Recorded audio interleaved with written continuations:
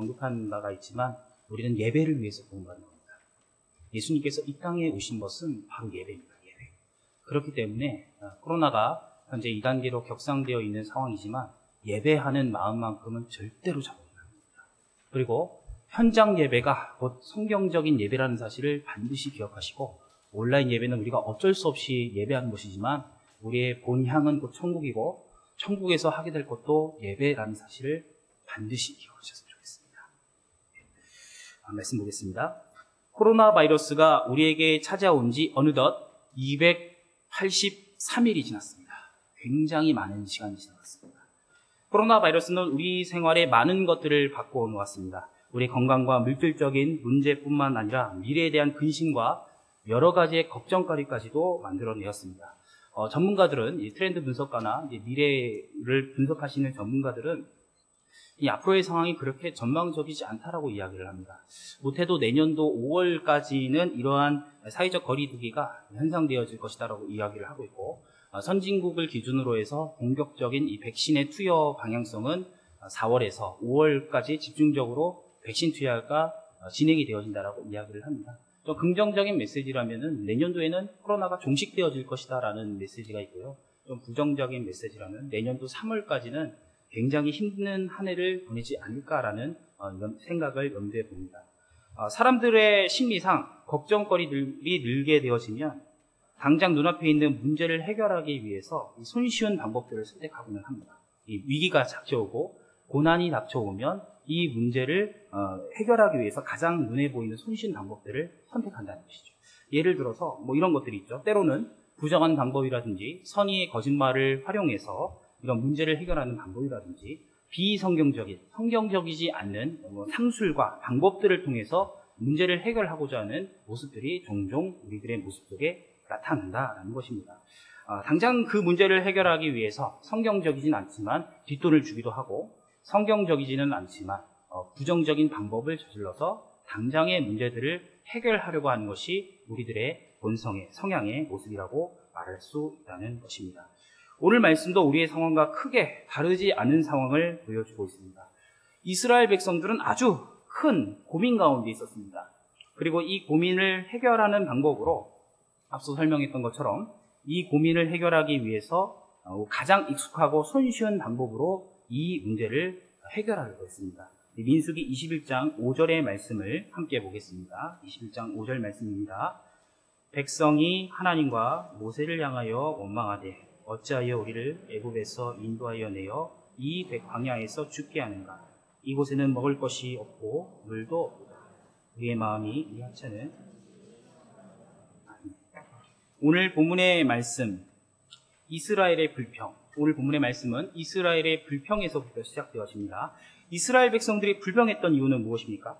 고단한 광야의 생활 속에서 당장 먹을 것이 없고 당장 마실 것이 없기 때문이다라고 이 5절의 말씀을 설명해 주고 있습니다.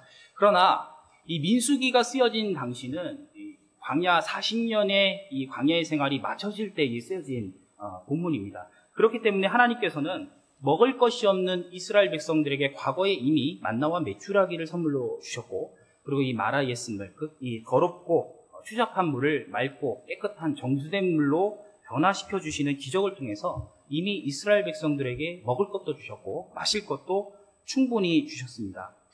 그렇다면 이스라엘 백성들이 이렇게 불평을 했던 이유는 무엇이었을까요? 당장에 먹을 것이 없었기 때문이었을까요? 마실 것이 없었기 때문이었을까요? 그렇지가 않았습니다. 이 본문이 쓰여졌던 당시는 앞서 소개했던 대로 민수기, 그러니까 이 출애굽 40년의 광야 생활이 마쳐졌던 때였습니다.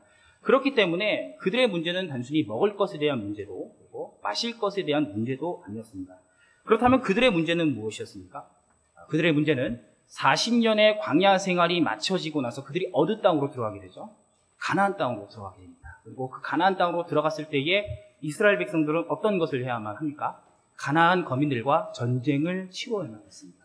이스라엘 백성들의 고민은 단순히 먹고 사는 문제, 그것이 아니라 가나안 땅과 그 거민들과 전쟁을 하는 그 문제들 때문에 이 근심과 걱정과 이 고민들을 가지고 모세에게 거짓으로 불평을 했던 내용이 5절의 말씀에 기록되어 있다는 것입니다. 고대근동 당시에 가나안 백성들은 이 당시에 민수기 이 말미에 쓰여졌던 이 40년 광야 생활이 마쳐졌던 이 고대 근동 당시의 가나안 백성들은 철기 문명이 막 시작됐던 시점이었습니다. 철기 문명, 우리가 흔히 사용하는 이 강철 같은 것들이 막 시작됐던 때가 바로 이때였습니다. 반면에 이스라엘 백성들은 청동기 문명이 막 시작될 시점이었습니다. 어떤 학자들은 이스라엘 백성들이 뗀석기를 시대를 넘어서는 그런 상황을 경험했었던 백성들이라고 이야기를 하고 있는 것입니다. 예를 들자면 가나안 백성들은 미사일을 가진 군대였고요. 반면에 이스라엘 백성들은 돌멩이나 엽총이나 총 정도, 소총 정도 가지고 있었던 아주 연약하고 약한 백성들이 이스라엘 백성이었습니다. 그렇기 때문에 이스라엘 백성들은 고민이 많았던 것이죠. 가나안 땅으로 나가서 저 미사일을 가진 군대와 맞서 싸우기 위해서는 자신의 전투력은 한없이 부족하고 연약했기 때문에 이 불평, 불만을 가지고 모세에게 투덜거렸던 것입니다. 그리고 나서 이스라엘 백성들은 자신의 이 두려운 마음을 가지고 모세에게 불평을 함과 동시에 자신의 손에 쥐었던 가장 손쉬운 방법으로 이 위기를 극복하려고 했습니다. 하나님의 말씀은 저 가나안 땅을 성취하고 정복해야 한다라고 말씀해주고 있지만 이스라엘 백성들은 두려운 마음에 가나안 땅으로 가기보다는 5절 상반부 말씀에 보면 뒷떠주고 있습니다. 애굽 땅으로 다시 돌아갈 것을 모세에게 의도적으로 말씀해 주고 있는 것입니다. 5절 초반부의 말씀을 보게 되면 이스라엘 백성들은 애굽에서 자신을 인도하여낸 모세를 원망하는 장면이 5절 초반부의 말씀에 등장하고 있습니다. 이 말씀을 자세히 보게 되면, 그리고 유념해서 보게 되어지면 이스라엘 백성들은 단순히 먹을 것이 없어서 불명했던 것이 아니라 가나안과의 전쟁이 너무나도 두렵고 너무나도 부끄럽고 수치스럽고 너무나도 떨려왔기 때문에 다시금 애굽으로 돌아가서 종살이할 것을 모세에게 불평불만으로 말씀해 주고 있는 것입니다. 하나님께서는 가나안 땅을 이스라엘 백성들에게 분명히 주시겠다라고 말씀해 주고 있습니다. 무려 40년이라고 하는 광야의 시간 속에서 하나님께서는 분명히 이스라엘 백성들에게 이 가나안 땅을 너희들에게 주실 것이다라고 분명히 약속해 주고 있는 것입니다. 그런데 이스라엘 백성들은 가나안 거민들과의 전쟁이 너무나도 두려운 나머지 당장 눈에 보이는 손쉬운 방법을 통해서 이 위기를 극복하려고 했습니다. 그것이 바로 다시 애굽의 종살이를 하는 아주 단순하고 악독한 방법으로 이 문제들을 풀이해 나가려고 했던 것입니다. 그래서 하나님께서는 이스라엘 백성들을 불순종의 방식에 따라서 불뱀을 통해서 이스라엘 백성들을 심판하시고 죽게 만드신 것입니다. 이 불뱀이라고 하는 것은 불에 물리듯이 강한 독을 가진 독사를 이야기하고 있는 것입니다. 사랑하는 성도 여러분, 하나님의 방법이 아닌 자신만의 손쉬운 방법으로 문제를 해결하려고 하는 순간 그것은 오히려 득이 되기보다는 독이 되어버리는 것입니다. 하나님께서는 하나님의 방법을 따라서 우리의 고민을 해결해 가시기를 원하시는데 앞서 이야기한 것처럼 손쉬운 방법을 통해서 그것이 하나님의 방법이 아니라 비도덕적이고 가식적이고 때로는 그것이 비성경적인 방법을 통해서 부정적인 방법을 통해서 문제를 해결하려고 하는 순간 그것은 득이 되는 것이 아니라 오히려 독이 되어진다라고 말씀해 주고 있습니다. 그렇다면 어떻게 해야 할까요? 우리는 어떻게 해야 손쉬운 방법이 아니라 하나님의 방법대로 나의 고민들을 해결받고 이 문제들을 극복해 나아갈 수 있는 것일까요? 방법은 굉장히 간단합니다. 오늘 민수기의 말씀, 가스펠 프로젝트의 중심 주제와도 같은 내용 중에 하나입니다. 아주 방법은 간단합니다. 하나님을 전적으로 의지하면 됩니다. 하나님을 전적으로 의지하면 됩니다. 나의 인생, 나의 삶, 나의 걸어갔던 모든 인생과 앞으로의 여정들을 하나님에게 내어 맡기는 것이 곧 신앙이다라고 말씀해 주고 있는 것입니다. 지금같이 어려운 시대일수록, 코로나와 같은 지금 같은 어려운 시대일수록 하나님에게 나의 미래, 나의 삶, 나의 모든 여정을 내어 맡기는 것이 곧 하나님께서 우리들에게 바라시는, 그리고 우리 또한 하나님에게 바라야 되는 아주 중요한 신앙의 여정이다라고 말씀해 주고 있는 것입니다. 우리 8절과 9절의 말씀을 함께 읽겠습니다. 8절과 9절의 말씀입니다. 여호와께서 모세에게 이르시되 불뱀을 만들어 장대 위에 매달아라. 물린 자마다 그곳을 보면 살리라. 모세가 노뱀을 만들어 장대 위에 다니 뱀에 물린 자가 노뱀을 쳐다본 즉 모두 살더라. 아멘. 하나님께서는 모세에게 불뱀을 만들어서, 이 노수로 만든 불뱀을 만들어서 장대 위에 매달아 두라고 명령하고 있습니다. 그리고 불뱀에 물린 사람들이 그것을 쳐다보게 된다면 살게 되어진다라고 말씀해 주고 있습니다. 굉장히 간단한 원리입니다. 노뱀을 쳐다보는 자는 살았고, 그리고 노뱀을 쳐다보지 않는 자들은 죽었습니다.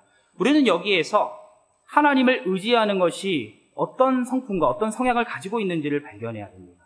이스라엘 백성들은 이 불뱀에 물린 독 때문에 타들어가는 고통을 느끼면서 노뱀을 바라보았을 것입니다. 그리고 노뱀을 바라보면서 이런 생각을 가졌을 것입니다. 저 노뱀을 바라보면 나는 살 것이고, 바라보지 못하면 나는 죽을 것이다. 그렇기 때문에 나는 어떻게 해서든지 하나님의 말씀에 순종하면서 저 노뱀을 쳐다봐야 될 것이다 라는 마음을 가지고 노뱀을 쳐다보게 시작했을 것입니다. 믿음이라고 하는 것은 그것입니다. 하나님을 의지하는 삶이라고 하는 것은 이것입니다. 나의 인생의 여정, 나의 고통의 여정 속에서 내가 이것을 해결하기 위해서는 이스라엘 백성들의 신앙의 고백처럼 노뱀을 바라보는 의지적 믿음이 우리의 마음속에 있어야 한다는 것이죠. 살기 위해서는 하나님의 말씀을 읽고, 살기 위해서는 예배에 충성할 뿐만 아니라 살기 위해서 기도를 통해서 나의 어려움과 힘듦을 하나님에게 토로하는 것이 우리의 신앙의 모습 속에 진득하게 담겨져야 한다라고 말씀해 주고 있습니다. 신약 성경에서는 노뱀의 사건을 다음과 같이 해석하고 있습니다. 요한복음 3장 14절의 말씀을 제가 한번 읽어보겠습니다. 3장 14절의 말씀입니다. 모세가 광야에서 뱀을 든 것 같이 인자도 들려야 하리니. 아멘. 요한복음 3장 14절의 말씀을 존 스토트라고 하는 신학자는 본 구절을 다음과 같이 해석을 합니다. 노뱀은 예수님의 십자가를 상징하는 것이다 라고 표현을 하고 있는 것입니다. 민수기의 말씀을 보면 노뱀을 바라보고 의지하는 자, 하나님의 약속과 그 말씀을 의지하는 자는 살게 되어진다라고 민수기의 말씀에 적혀 있습니다. 마찬가지로 요한복음은 예수님의 십자가를 바라보는 자는 영생을 선물로 받게 되어진다라고 말씀해 주고 있습니다. 노뱀을 바라보고 하나님의 말씀을 의지하는 자는 살고, 마찬가지로 예수님의 십자가를 바라보고 의지하는 자는 영생을 선물로 받게 되어진다라고 본문의 말씀이 말씀해 주고 있는 것입니다.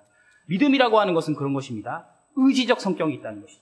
나를 구원하신 이가 예수님의 십자가에 있다는 사실을 단단하게 믿고 의지하는 것이 곧 믿음의 가장 중요한 성격이다라고 볼 수 있는 것입니다. 이 의지적 믿음이라고 하는 것은 굉장히 중요한 신학적인 담론을 가지고 있습니다. 18세기의 청교도 신학자인 존 오웬이라고 하는 사람은 믿음을 단순하게 이렇게 정의합니다. 믿음이라고 하는 것은 철저하게 의지하는 것. 하나님을 앙망하고 하나님의 말씀을, 그 약속된 말씀을 의지하는 것이 곧 믿음이다라고 말씀해 주고 있습니다.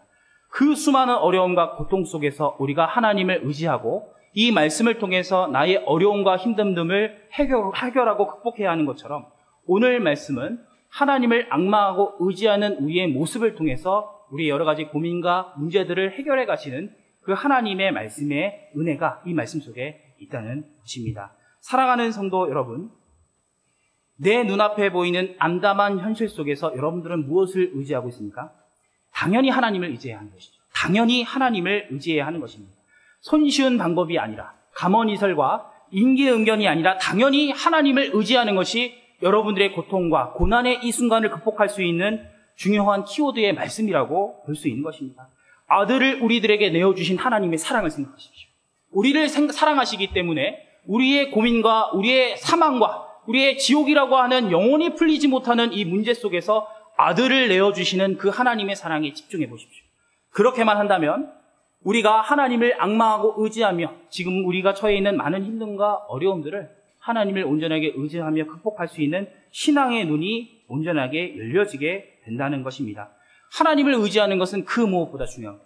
우리의 삶, 우리의 고난, 우리의 모든 인생 가운데 하나님의 말씀을 온전하게 붙잡고 기도를 통해서 나의 여러 가지의 문제들을 해결하는 것은 굉장히 중요하고 굉장히 기본적으로 가져야 될 신앙의 소양이라고 볼 수 있는 것입니다. 당장 내일 먹을 거리를 걱정하기보다는 당장 내년에 우리가 어떻게 살아가야 할 것인가에 대한 낭망을 하기보다는 가장 먼저 하나님을 의탁하고 의지하는 것이 바로 선결적으로 우리의 모습 속에 나타나야 한다라고 말씀해 주고 있는 것입니다. 그러나 우리는 하나님의 말씀을 의지해야 한다는 것을 오늘 말씀을 통해서 분명하게 깨달아 알게 되어졌습니다. 의지하는 믿음이야말로 굉장히 중요한 신앙의 요소라는 사실을 여러분들이 오늘 말씀을 통해서 분명하게 깨달았을 것입니다. 그러나 우리는 철저한 죄인이기 때문에 때때로 하나님의 말씀을 따르고 주님을 의지하고자 하는 마음이 있지만 우리가 죄인이기 때문에 때때로 연약한 마음을 품고 마치 이스라엘 백성들이 모세에게 불평을 했던 것처럼 우리 또한 그러한 불평의 모습이 우리의 모습 속에 종종 등장할 수도 있다는 것이죠. 그렇다면 어떻게 해야 우리는 온전하게 하나님을 의지할 수 있을까요? 죄인인 우리가 어떻게 해야지만 우리의 모든 인생의 문제를 하나님에게 의탁하고 의지하는 모습을 가질 수 있게 되는 것일까요? 방법은 매우 간단합니다. 우리가 하나님을 온전하게 의지하는 마음을 가지기 위해서는 예수님께서 우리들에게 헤어주신 그 위대한 십자가의 사랑의 호의의 마음을 깨닫는 것이 굉장히 중요한 것입니다. 예수님께서 누구를 위해 죽으셨죠? 나를 위해서 죽으셨습니다. 예수님께서 누구를 위해서 수치와 고난을 당하셨습니까? 나를 위해서 수치와 고난을 당해 주셨습니다. 그 하나님의 마음이 우리의 십자가의 정신 가운데 있기 때문에 그 하나님의 예수님의 그 놀라운 십자가의 사랑의 희생이 이 말씀 가운데 있기 때문에 하나님께서 나의 인생을 책임져 주시고 온전하게 이끌어 가실 것을 분명하게 믿고 바라보며 의지할 수 있는 믿음의 원동력이 발생하게 되어진다는 것입니다. 우리는 모두 힘들고 어려운 시기를 살아가고 있습니다. 앞으로의 코로나의 시대는 우리가 상상할 수 없을 정도의 많은 고통과 힘듦들을 안겨주게 될 것이 아주 분명할 것입니다. 그런데 오늘 말씀은 우리들에게 어떤 것을 교훈해 주고 있습니까? 노뱀을 의지하는 것이죠. 예수님을 의지하는 것이죠.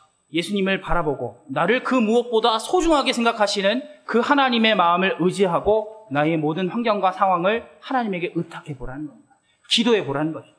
그것이 오늘 여러분들에게 주어지는 아주 중요한, 아주 키워드 되는 신앙의 말씀의 본문이라고 볼 수 있습니다. 우리는 현재 힘든 코로나의 시대를 살아가고 있습니다.